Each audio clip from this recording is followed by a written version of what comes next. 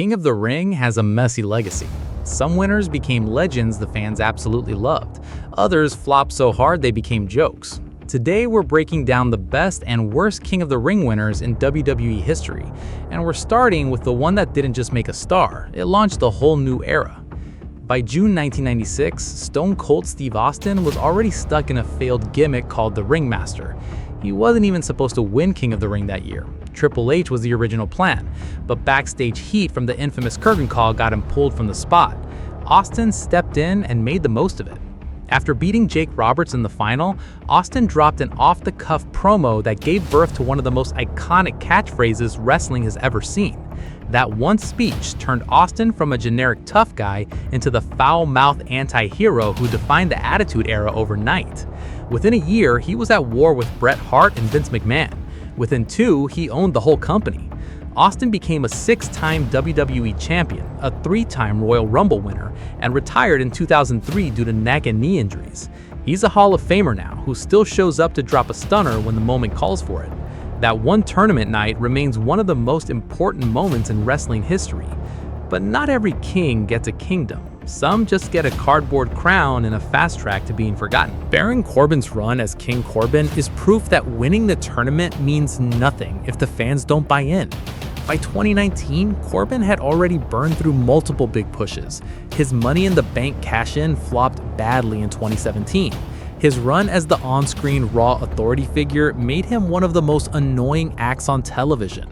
So when Corbin won the tournament, the crowd had already checked out on him. King Corbin leaned hard into the obnoxious gimmick, but the fans weren't booing because of great heel work. They were just flat out annoyed. WWE kept him in the crown for nearly 2 years, way longer than the bit had any right to last. By the time Shinsuke Nakamura ended the gimmick in 2021, most fans simply did not care anymore. But while Corbin's crown became a punchline, another king used his to completely flip his entire career. Booker T spent years as one of WWE's most talented but underused performers. Then 2006 happened. He won King of the Ring, and instead of moving on, Booker turned it into a total character makeover. He became King Booker, a self-declared royal who spoke in an over-the-top English accent. It could have easily looked ridiculous, but Booker's natural comedic timing and his full commitment to the bit made it work.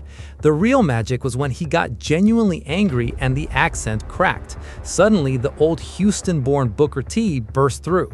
That contrast became the fuel that kept the whole gimmick alive. The win led directly to his 6th and final world title when he dethroned Rey Mysterio for the World Heavyweight Championship.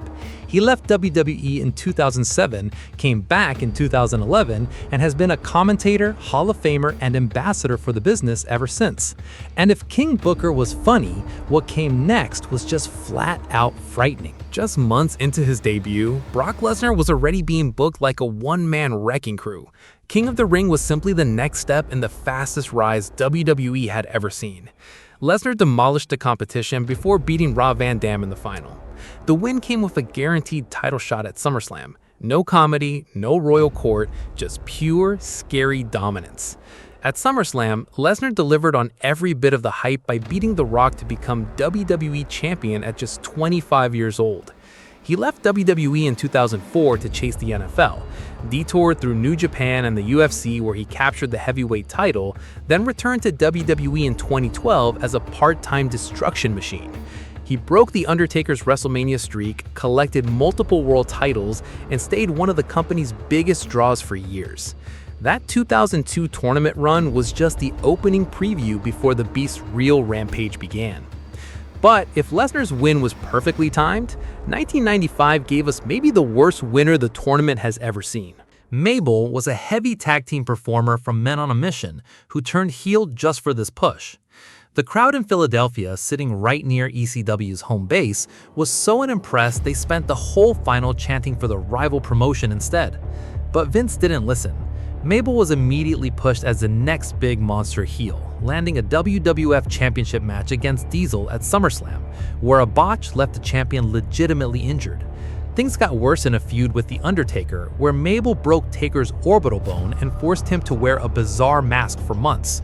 Just months after winning the crown, Mabel was let go due to poor crowd reactions and sloppy ring work.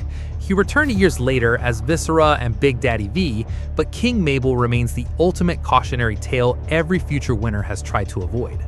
Nearly 3 decades later, one winner finally showed the format could still produce a truly dominant king. Gunther's King of the Ring win in 2024 felt less like a big break and more like an obvious next step. By the time he entered the tournament, the Ring General had already held the Intercontinental Championship for over 500 days on the back of brutal chops and a hard-hitting style that made every match feel like a real fight. Beating Randy Orton in the final launched Gunther into the main event picture, and he ran with it. He's been at the top of the card ever since, trading the World Heavyweight Championship back and forth, and even being part of the retirement moments for both John Cena and AJ Styles. If Mabel proved the crown can't create a star, Gunther proved the real star doesn't even need the crown. He just makes the crown matter more. But while Gunther's win fired up his career, Xavier Woods became a victim of terrible timing. Winning King of the Ring was a lifelong dream for Xavier Woods. He had talked about it publicly for years, and when he finally took the whole tournament in 2021, it felt like the start of a real solo push. But the story stalled almost immediately. Woods had a brief feud with Roman Reigns, who crushed his crown on television. Then an injury hit, and the King Woods character quietly disappeared. Woods went back to his New Day role, and the win never became the springboard everyone had hoped for. It's one of those rare King of the Ring victories that people remember warmly, yet it did nothing for the winner's career. But if Woods got a bittersweet outcome, Harley Race set a bar most winners since have never come close to clearing. Harley Race winning King of the Ring in 1986 wasn't about elevating a rising star at all. It was WWE solving a problem they had created. Race arrived as an 8-time NWA World Champion, but WWF refused to acknowledge outside titles, leaving fans no real way to understand just how legendary this new signing was. The fix was a King of the Ring tournament held at house shows, where Race wrestled a wild 6 matches in one single night before defeating Pedro Morales in the final. The coronation that followed built the template every royal gimmick since has copied: the crown, the purple cape, the theme music. It worked because Race had the real presence to sell a king as someone to be feared, not laughed at. He never won a WWE World title, but he didn't need one. Race was inducted into the WWE Hall of Fame in 2004 and passed away in 2019, celebrated as one of the toughest and most respected men the business has ever had. But while Harley's coronation set the gold standard, King Sheamus couldn't live up to it. By the time Sheamus won King of the Ring in November 2010, he'd already been WWE Champion twice. That made the tournament feel like a step down instead of a step up. Making things worse, the crowd in the building was loudly cheering for John Morrison, the fan-favorite underdog he beat in the final. The win landed flat instead of loud. King Sheamus leaned into the heel heat, but the gimmick never really clicked the way earlier runs had.